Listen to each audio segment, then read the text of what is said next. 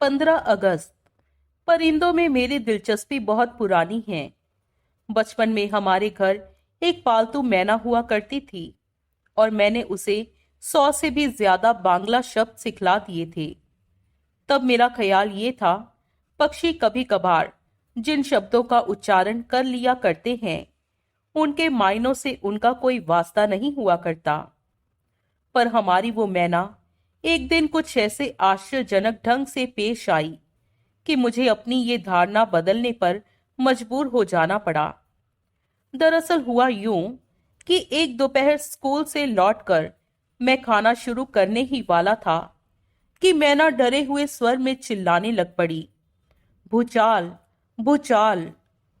हम में से तब किसी को भूकंप आने की रत्ती भर हलचल महसूस नहीं हुई, पर अगली सुबह के अखबार में ये खबर थी कि सिस्मोग्राफ ने पिछली दोपहर भूकंप के हल्के धक्के रिकॉर्ड किए थे।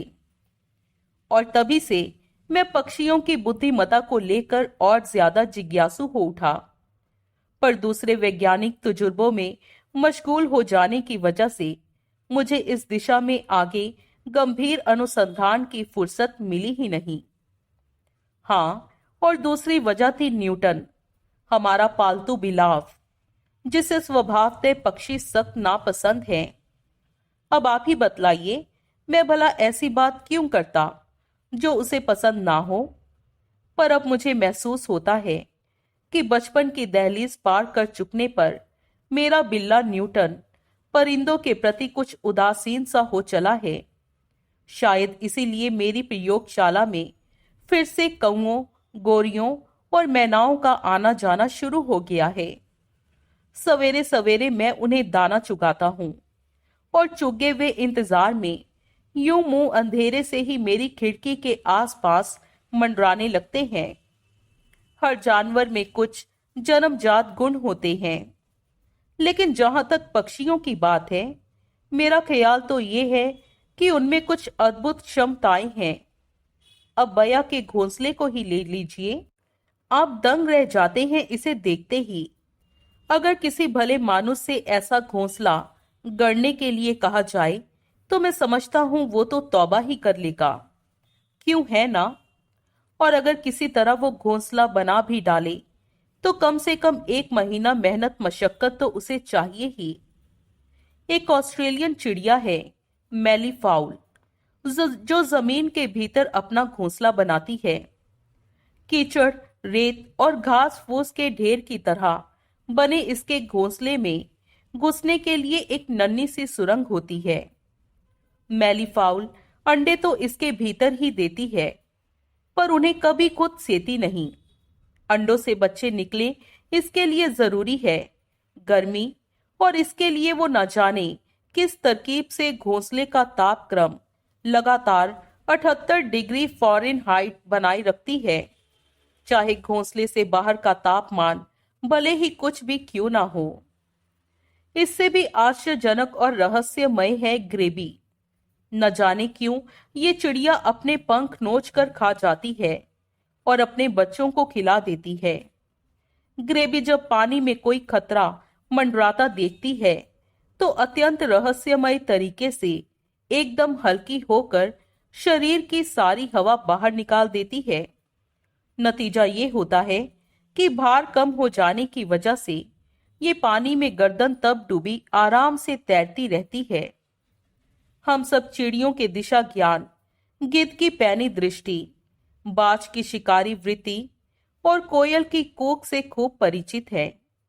मैं कई दिनों से सोच रहा हूं कि पक्षियों की तरफ ही अब क्यों ना अपना थोड़ा बहुत ध्यान केंद्रित करूं। सोच रहा हूं कि क्या उन्हें उनके जन्मजात गुणों से आगे भी नई चीजें सिखलाई जा सकती हैं। क्या आदमी की बुद्धि और समझदारी जैसी कोई चीज उनमें पैदा की जा सकती है। क्या ऐसी कोई मशीन बनाना संभव है जो ऐसा कर दिखलाए। 20 अगस्त। पक्षियों को सिखलाने पढ़ाने वाली मेरी मशीन बनाने का काम चल रहा है। मेरी आस्था मामूली तौर तरीकों में है। मेरा यंत्र भी बहुत मामूली ही होगा। इसके 2 हिस्से होंगे।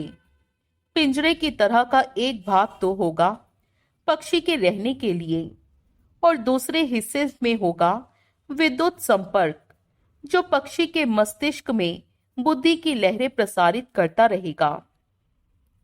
पिछले 1 महीने से मैं ध्यानपूर्वक उन पक्षियों का अध्ययन कर रहा हूं जो मेरी प्रयोगशाला में दाना चुगने के लिए आया करते हैं।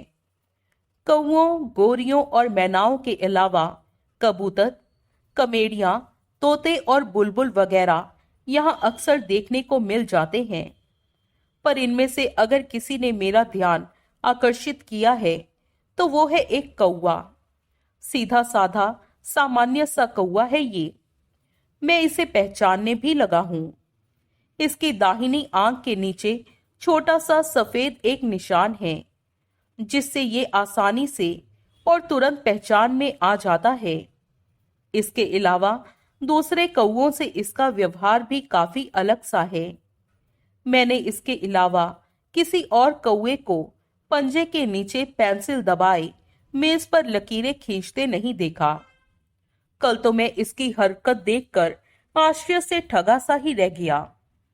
हुआ यूं कि मैं अपनी मशीन के काम में व्यस्त था कि कमरे में हल्की सी खरखराहट सुनाई पड़ी। देखा तो पाया ये हजरत माचिस के अधखुले डिब्बे से दिया सलाई की एक सींग थामे उसे जलाने के लिए रोगन पर घिस रहे थे। अंततः मुझे उसे उड़ाने के लिए मजबूर हो जाना पड़ा। पर उड़ते समय इसने चोंच से जो विशिष्ट सी आवाज निकाली, वो कांव कांव करने वाले किसी मामूली कौवे की आवाज कतई नहीं थी। एक बार तो ऐसा लगा जैसे कौवा शैतानी से हंस रहा हो। सचमुच बड़ा होशियार है। ऐसा ही पक्षी तो मैं अपने परीक्षणों के लिए चाहता हूं। आगे आगे देखते हैं होता है क्या। 2 सितंबर। मैंने अपनी ऑर्निथन मशीन बना डाली है। सवेरे से ये कौवा प्रयोगशाला में इधर उधर उछल कूद मचा रहा है। जैसे ही मैंने मशीन मेज पर रखी और पिंजरे का दरवाजा खोला, ये कौवा उछलकर अचानक भीतर जा घुसा। ऐसा लगता है कि ये पढ़ना सीखने के लिए बहुत बेताब है। भाषा का बुनियादी ज्ञान इसके लिए जरूरी होगा। इसलिए मैंने सोचा है कि पहले तो इसे बांग्ला की प्रारंभिक शिक्षा दूं। चूंकि सारे पाठ और निर्देश पहले से ही रिकॉर्ड किए हुए रखे हैं, इसलिए मुझे कुछ करना नहीं है। केवल कुछ बटन भर दबाने हैं। अलग अलग चैनलों में अलग अलग विषय वर्गीकृत किए हुए रखे गए हैं। एक और आश्चर्यजनक चीज मैंने नोट की है। जब भी मैं मशीन का बटन दबाता हूं, कौवे की सब हरकतें एकाएक रुक सी जाती हैं और उसकी आंखें मूंदने लग जाती हैं। कौवे जैसे किसी चंचल पक्षी के लिए यकीनन कितनी अस्वाभाविक बात है ना ये। चिली की राजधानी सैंटियागो में दुनिया भर के बड़े बड़े पक्षी विशेषज्ञों का एक अंतर्राष्ट्रीय सम्मेलन नवंबर में होगा। मैंने मिनेसोटा के मेरे एक पक्षी विशेषज्ञ दोस्त रूफस ग्रेनफेल को पत्र लिख डाला है।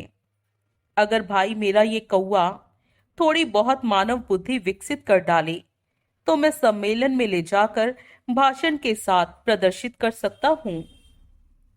4 अक्टूबर।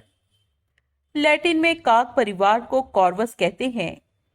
अपने इस शिष्य का नाम भी मैंने कॉर्वस ही रख दिया है। पहले शुरू शुरू में नाम लेते ही वो मेरी तरफ देखता भर था, पर अब तो बोलकर अपनी प्रतिक्रिया व्यक्त करता है। कॉर्वस इन दिनों अंग्रेजी सीख रहा है। बाहर के मुल्कों में अंग्रेजी की जानकारी भी तो लाजमी है ना। सवेरे 8 से 9 बजे के बीच इसका प्रशिक्षण शुरू होता है। हाँ, बाकी वक्त ये कमरे में ही फुदकता फिरता है। रात को ये मेरे बगीचे के उत्तर पश्चिमी कोने में उगे आम के पेड़ पर सो जाता है। मुझे लगता है कि न्यूटन ने अब कॉर्वस को मान्यता दे दी है। आज की घटना के बाद तो ऐसा लगता है कि दोनों में जल्दी ही गहरी छनने लगेगी। आज दोपहर का ही किस्सा है। मेरी आराम कुर्सी के पीछे बिल्ला न्यूटन लेटा सुस्ता रहा था, पर कॉर्वस नदारद था। मैं बैठा बैठा कुछ लिख रहा था कि पंखों की फड़फड़ाहट सुनाई दी और श्रीमान कॉर्वस मेरे कमरे में नमूदार हुए। उसकी चोंच में दबी हुई एक मछली, जिसे झुककर उसने न्यूटन के कदमों में डाल दिया, और आग खिड़की पर बैठकर लगा नजारा देखने।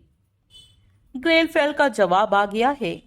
उसने लिखा है कि पक्षी विशेषज्ञों के सम्मेलन के लिए वो मुझे निमंत्रण भिजवा रहा है। मुझे निर्धारित तारीख को कार्वस के साथ सैंटियागो पहुंचना ही होगा। 20 अक्टूबर। पिछले 2 सप्ताहों में काम में आशातीत प्रगति हुई है। पंजों में पेंसिल दबाए हुए कॉर्वस अंग्रेजी वर्णमाला और संख्याएं लिख रहा है। उसने मेज पर रखे कागज पर खड़ा होकर अपना नाम लिखा, CORVUS। अब वो सीधी सरल जोड़ बाकी कर लेता है। उसे ये भी जानकारी है कि इंग्लैंड की राजधानी का क्या नाम है। यहां तक कि वो मेरा नाम भी लिख लेता है। पहले मैंने इसे माहों, तारीखों और दिनों के नाम सिखलाए थे। आज जब मैंने जानना चाहा कि आज कौन सा वार है, तो साफ सुथरे अक्षरों में इसने लिखा FRIDAY। कॉर्वस खाना खाने के तौर तरीकों में भी अपनी बुद्धिमानी और हुनर का परिचय दे रहा है। आज जब इसके लिए एक प्लेट में मैंने टोस्ट तथा दूसरे में जेली रखी, तो चोंच से इसने जेली टोस्ट पर लगाकर टुकड़ा मुंह में डाला। 22 अक्टूबर। अब इस बात का स्पष्ट प्रमाण मुझे मिल गया है कि कॉर्वस दूसरे आम कौवों से अलग रहना चाहता है। आज दोपहर को मूसलाधार बरसात हुई और मैंने देखा कि गड़गड़ाहट की आवाज के साथ ही शीशम का एक पेड़ उखड़कर धराशायी हो गया। जब बरसात रुकी और शाम हुई, तो कौओं की काव काव ने जैसे आसमान ही सिर पर उठा लिया। आस पड़ोस के सब कौवे टूटे हुए पेड़ को घेर कर क्रंदन कर रहे थे। मैंने ये जानने के लिए कि आखिर माजरा क्या है, अपने नौकर प्रहलाद को भेजा। उसने बतलाया, साहब, पेड़ के नीचे एक कौवा मरा पड़ा है और इसी से दूसरे कौवे चिलपो मचा रहे हैं। मैं समझ गया कि वो कौवा निश्चय ही बिजली गिरने से मरा होगा। ताज्जुब है, कॉर्वस ने ना तो कमरे से बाहर कदम ही रखा और ना ही इस दुर्घटना से वो किसी तरह प्रभावित ही दिखा। वो तो अपने पंजों से पेंसिल दबाए प्राइम नंबर्स लिख रहा था, 3, 5, 7, 9, 11, 13। 7 नवंबर। कॉर्वस को अब दुनिया के वैज्ञानिक समुदाय के सम्मुख पेश किया जा सकता है। हालांकि पक्षियों को सिखाने की मिसालें बहुत तेरी हैं, पर मैं नहीं समझता कि कॉर्वस के बराबर किसी पक्षी को कभी दीक्षित किया गया हो।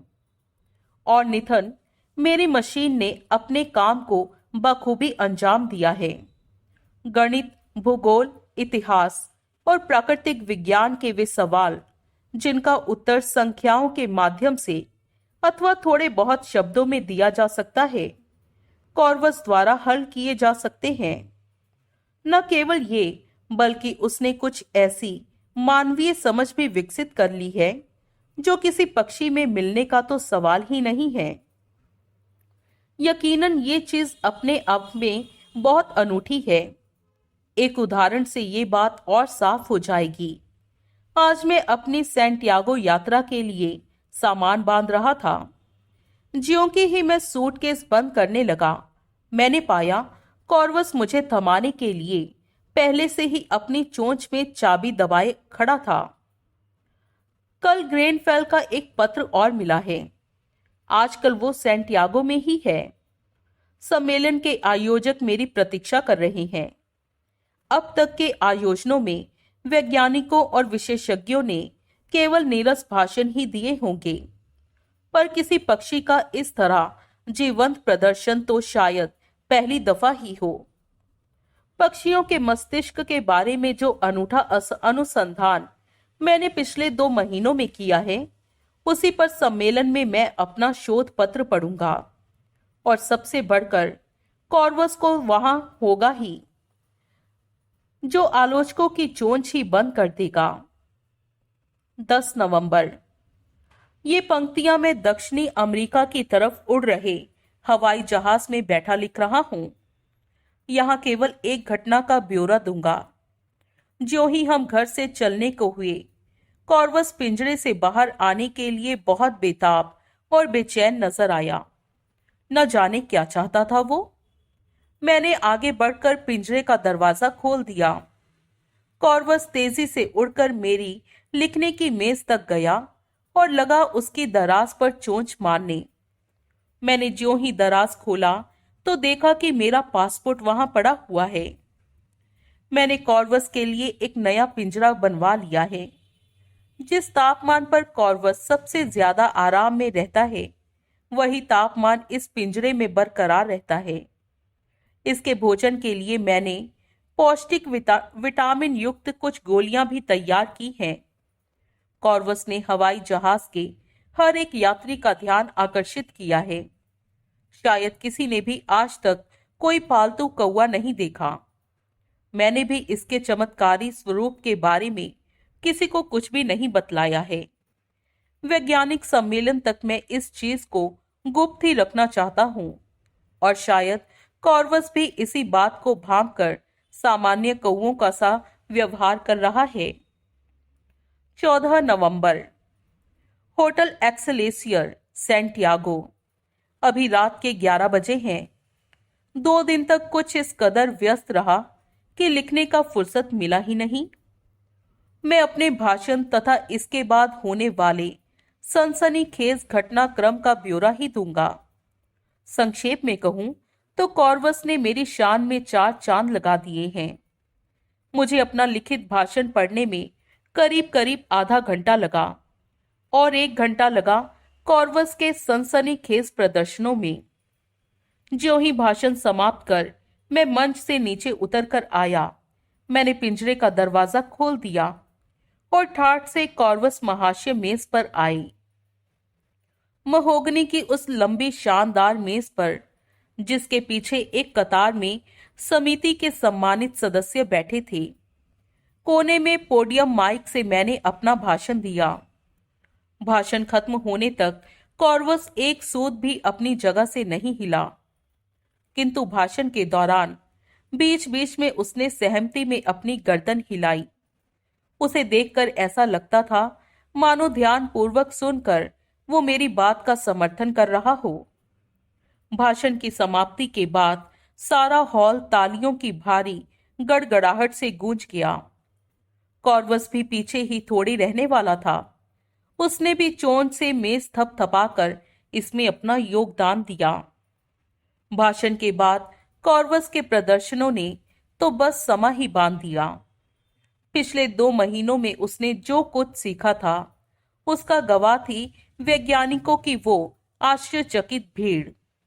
लोगों ने एक मत से इस बात को स्वीकार किया कि अपनी जिंदगी में इन्होंने कभी इतने बड़े चमत्कार की आशा नहीं की थी। स्थानीय अखबार कोरोइरा डेल सैंटियागो ने चोंच पे पेंसिल थामे कॉर्वस का सचित्र समाचार अपने सायंकालीन संस्करण के मुख्य पृष्ठ पर सुर्खियों में छापा था। अधिवेशन के बाद ग्रेनफेल तथा सम्मेलन अध्यक्ष कोवेरुबियस के साथ सैंटियागो शहर की सैर के लिए निकला। सैंटियागो एक आकर्षक महानगर है, जिसके पूर्व में एंडीज पहाड़ चिली और अर्जेंटीना राज्यों को 2 हिस्सों में बांटता शान से खड़ा है। कुछ देर बाद कोवेरुबियस ने कहा, तुम्हें अतिथियों के स्वागत में किए जाने वाले मनोरंजक सांस्कृतिक कार्यक्रमों के बारे में तो सूचना है ना? मैं चाहता हूं कि तुम आज रात चिली के मशहूर जादूगर ऑर्गस का प्रोग्राम जरूर देखो। उसकी खासियत यह है कि अपने कार्यक्रमों में वो पक्षियों से खूब काम लेता है। एकाएक मेरे कान खड़े हो गए। मेरी दिलचस्पी जगाने के लिए इतनी सूचना ही काफी थी। शाम ग्रेनफेल को लेकर मैं ऑर्गस का जादू देखने प्लाजा थिएटर जा पहुंचा। वस्तुतः ऑर्गस के प्रदर्शन में पक्षियों की भरमार है और मानना पड़ेगा कि बत्तखों, तोतों, कबूतरों, मुर्गियों, सारसों, मुर्गाबियों सबको काफी मेहनत के साथ काम सिखलाया गया है। पर कॉर्वस का दूर दूर तक कोई सानी नहीं है। हाँ, पंछियों से ज्यादा रोचक लगा मुझे उनका मालिक जादूगर ऑर्गस। तोते जैसी नुकीली नाक, चमकते हुए बीच में मांग काट कर बनाए हुए लंबे बाल और नाक पर टीका एक हाई पावर चश्मा। उसका कद शायद 6 फीट से भी कहीं लंबा था।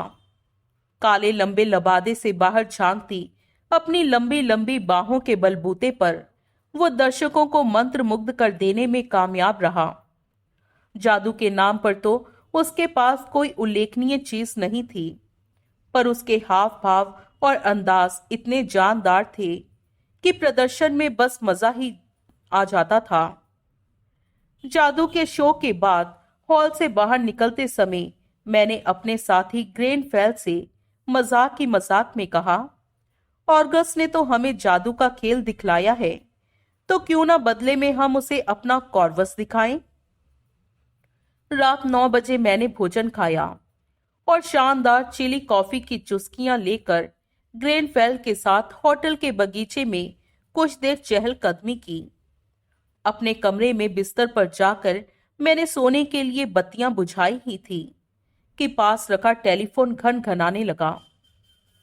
श्रीमान शोंकू? हाँ, मैंने जवाब दिया। मैं स्वागत कक्ष से बोल रहा हूं सर। मुझे अफसोस है कि मैंने इस वक्त फोन कर श्रीमान के आराम में खलल डाला, पर एक सज्जन आपसे मिलने के लिए बेताब है और बहुत देर से जिद कर रहे हैं। मैंने कहा कि मैं बेहद थका हुआ हूं और बेहतर अगर वो आगंतुक महोदय मुझसे कल सवेरे मिले। मैंने सोचा जरूर ये कोई सिरफिरा अखबार नवीस होगा। आज पत्रकारों को मैंने 4 लंबे लंबे इंटरव्यू दिए थे और उनके बेहुदा सवाल सुन सुन कर तो मेरे जैसे धीरजवान आदमी तक का सब्र का बांध टूट गया था। मसलन एक अखबारची ने तो मुझे यहां तक पूछा, और वो भी बहुत संजीदगी से, कि क्या हिंदुस्तान में कौओं की पूजा भी की जाती है। स्वागत कक्ष के रिसेप्शनिस्ट ने आगंतुक से कुछ बातचीत की और फिर कहा, श्रीमान ये कह रहे हैं कि ये आपका 5 मिनट से ज्यादा वक्त नहीं लेंगे, क्योंकि ये सवेरे कहीं और व्यस्त रहेंगे। क्या ये कोई पत्रकार है? मैंने सवाल दागा। नहीं सर, ये यहाँ के मशहूर जादूगर ऑर्गस हैं। ऑर्गस? मैं थोड़ा चौंका।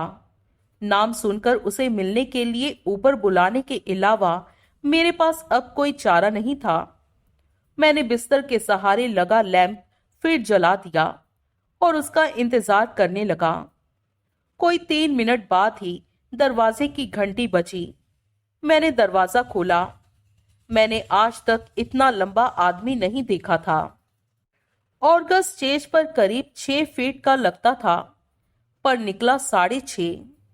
झुककर मेरा अभिवादन करने के दौरान भी वो मुझसे पूरा आधा फुट तो ऊंचा रहा ही होगा। मैंने उसे भीतर चले आने के लिए कहा। वो जादूगर के लबादे में नहीं बल्कि एक सूट में था, पर रंग इसका भी था काला ही। मैंने देखा कि कोराइरा डेल सैंटियागो का सायंकालीन संस्करण उसकी जेब से बाहर झांक रहा था। हम सोफे पर जा बैठे। मैंने उसके जादू की तारीफ करते हुए कहा, जहां तक मुझे याद आ रहा है, ऑर्गस ग्रीक पुराणों में एक ऐसे प्रतिभाशाली आदमी का नाम था जिसके सारे जिस्म पर आंखें ही आंखें थी। जादूगर को ही ऑर्गस कहते हैं ना? ऑर्गस मुस्कुराया और बोला, फिर तो आप मानेंगे ना कि ऑर्गस का और पक्षियों का संबंध पुराना है। मैंने सहमति में सिर हिलाया। हाँ, कथा है कि ग्रीक देवी हेरा ने ऑर्गस के शरीर से आंखें निकालकर मोर की पूंछ पर लगा दी थी। कहा जाता है कि इसीलिए उसके पंख पर गोल गोल निशान होते हैं। पर मुझे तो हैरत आपकी आंखों को देखकर हो रही है। माफ कीजिए, आपके चश्मे का नंबर कितना है? -20, ऑर्गस ने जवाब दिया। पर इससे फर्क क्या पड़ता है? मेरे पक्षी चश्मा थोड़े ही लगाते हैं। और स्वयं भी अपने इस मजाक पर हंस पड़ा। एकाएक हंसते हुए वो चुप हो गया और विस्मय से उसका मुंह खुला का खुला रह गया। उसकी आंखें प्लास्टिक के उस पिंजरे पर जमी हुई थी जिसमें कॉर्वस सो रहा था। ऑर्गस के ओरदार ठहाके से चौंक कर कॉर्वस अचानक उठ बैठा था और आंखें फाड़ कर उसकी तरफ देख रहा था। आश्चर्य में डूबा हुआ ऑर्गस कुर्सी से उठा और पिंजरे की तरफ बढ़ा।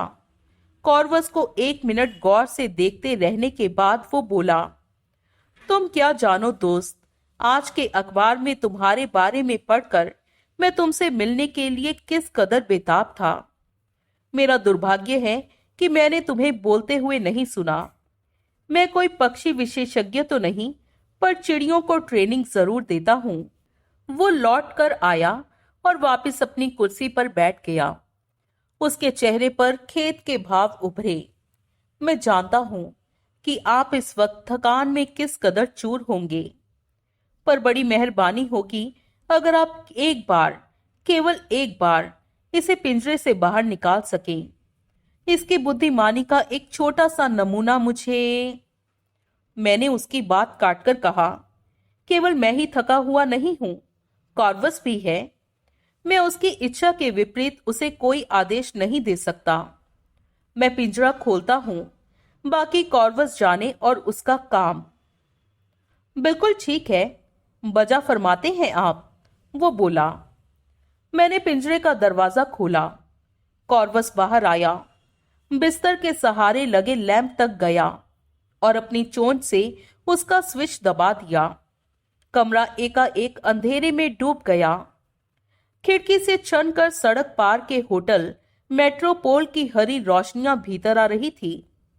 मैं चुप था। कॉर्वस दोबारा उड़ा और पिंजरे में जाकर अपनी चोंच से उसने दरवाजा बंद कर लिया। हरी नियॉन बत्तियों की हल्की रोशनी में ऑर्गस की सांप जैसी आंखें चश्मे के सुनहरे फ्रेम में चमक रही थी। ताज्जुब में डूबा वो स्तब्ध था। ऑर्गस समझ गया था कि कॉर्वस के बत्ती बुझाकर यूं पिंजरे में लौट जाने का प्रयोजन क्या था। कॉर्वस आराम करना चाहता था। वो रोशनी नहीं, अंधेरा चाहता था, आराम से सोने के लिए। ऑर्गस के पतले होंठों से अचानक निकला, कमाल है। अपने हाथ ठोड़ी के नीचे दबाए हुए वो अब भी हैरत में, अविश्वास में डूबा हुआ था। मैंने देखा उसके नाखून बहुत लंबे थे और सिल्वर रंग की नेल पॉलिश की वजह से वे हल्के अंधेरे में भी दमक रहे थे। बार बार जल बुझ रही रोशनियों के अक्स उसके जगमगाते नाखूनों पर पड़कर एक अजीब सा प्रभाव पैदा कर रहे थे। मुझे ये चाहिए, अंग्रेजी में ऑर्गस खरखराती आवाज में फुसफुसाया। अब तक वो मुझसे स्पेनी में बोल रहा था, अब उसकी आवाज में लालच का पुट नहीं बल्कि धमकी थी। मुझे ये पक्षी चाहिए, उसने दोहराया। मैंने चुप रहकर उसे घूरा। ऐसे में कहने को मेरे पास था भी क्या। मैं केवल इंतजार करने लगा कि आगे क्या कहता है वो जो अब तक खिड़की की तरफ देखता रहा था, मुड़कर मेरी तरफ मुखातिब हुआ। जलती बुझती नियॉन बत्तियां अंधेरे उजाले के प्रतिबिंब कमरे में रच रही थीं। जहां ये नाटक चल रहा था, रोशनियां बुझ जाने पर वो जैसे कमरे से गायब हो जाता और जलने पर कुर्सी पर बैठा फिर दिख पड़ता, जैसे कोई इंद्रजाल हो। ऑर्गस ने अपनी तरफ उंगली का इशारा किया।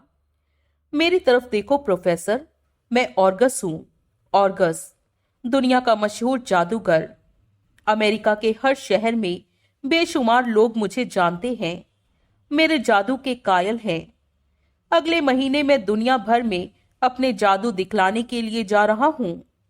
रोम, Madrid, Paris, London, Stockholm, Tokyo, Hong Kong, सारी दुनिया के लोग मेरा लोहा मानेंगे। पर जानते हैं आप क्या होगी इस बार असली चीज? कौआ, यही भारतीय कौआ। प्रोफेसर, मुझे किसी भी कीमत पर यह चाहिए, यही कौआ। ऑर्गस अपने चमकीली नाखूनों वाली उंगलियों को मेरी आंखों के सामने कुछ ऐसे नचा रहा था मानो कोई सपेरा हो। मैं मन ही मन मुस्कुराया। मेरी जगह अगर उस समय कोई दूसरा आदमी होता तो निश्चय ही उसके हाथ, हाव भाव और आवाज से हिप्नोटाइज हो चुका होता और ऑर्गस पक्षी पर हाथ साफ कर जाता। पर मैंने दृढ़ और स्पष्ट शब्दों में कह दिया कि उसका जादू मुझ पर नहीं चलने वाला। मैंने कहा, मिस्टर ऑर्गस, आप बेकार में अपना कीमती वक्त बर्बाद कर रहे हैं। मुझे हिप्नोटाइज करने की कोशिश करना बेकार है। मैं आपके झांसे में नहीं आने का। आपकी बात मानना मेरे लिए कतई संभव नहीं है। कॉर्वस मेरा शिष्य ही नहीं, मेरे बेटे के समान है। उसे कितनी मेहनत और लगन से मैंने तैयार किया है, मेरा दिल ही जानता है। प्रोफेसर, ऑर्गस मेरी बात काटकर एकाएक तीव्र स्वर में चिल्लाया। फिर उसका स्वर एकाएक मंद पड़ गया। प्रोफेसर, क्या तुम्हें पता नहीं कि मैं करोड़पति हूं? इसी शहर के पूरब में मेरी 50 मंजिला इमारत है। मेरे यहाँ 26 नौकर और 4 कैडलक कारें हैं। मेरे लिए कोई चीज महंगी नहीं है प्रोफेसर। मैं अभी हाथों हाथ इस कौवे के लिए तुम्हें 20,000 एस्क्यूडोज दे सकता हूं। 20,000 एस्क्यूडोज का मायना था करीब 1 लाख रुपए। पर ऑर्गस को शायद पता नहीं था कि जैसे अनाप शनाप खर्च कर डालना उसके बाएं हाथ का खेल था, ठीक वैसे ही मेरे लिए भी पैसे टके का कोई मूल्य नहीं था।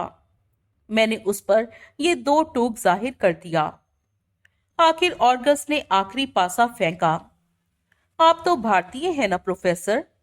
क्या आप हिंदुस्तानी रहस्यमय संबंधों में विश्वास नहीं करते? ऑर्गस और कॉर्वस, कॉर्वस और ऑर्गस, कितना साम्य है दोनों लफ्जों में, क्यों है ना प्रोफेसर?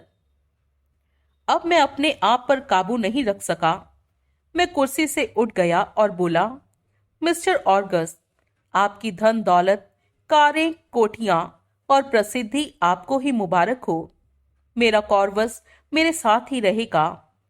उसका प्रशिक्षण भी अभी समाप्त नहीं हुआ है और मुझे उस पर अभी भी और मेहनत करनी है। मैं आज बुरी तरह थका हुआ था। आपने मुझसे सिर्फ 5 मिनट चाहे थे और मैं आपको 20 दे चुका हूं। मैं अब और बातें करने की स्थिति में नहीं हूं। मैं और कॉर्वस अब दोनों ही सोना चाहते हैं। अच्छा, गुड नाइट। उसका चेहरा फक हो गया। उसकी उतरी हुई सूरत देखकर मेरा दिल भर आया, पर बाहर से ऐसा कुछ भी व्यक्त नहीं होने दिया मैंने। अंततः ऑर्गस आदर के अंदाज में अभिवादन के लिए झुका और जल्दी से स्पेनी में शुभ रात्रि बुदबुदाकर कमरे से विदा हो गया। मैंने दरवाजा बंद कर लिया और पिंजरे तक गया। कॉर्वस अब तक जाग रहा था। मुझे देखते ही उसने चोंच खोली और मानो पूछा, कौन? उसकी आवाज में जो जिज्ञासा थी मुझसे छिपी नहीं रही। एक पागल जादूगर, मैंने उसे बतलाया। पैसे की धौंस जमा रहा था। तुम्हारा मोल भाव करने आया था।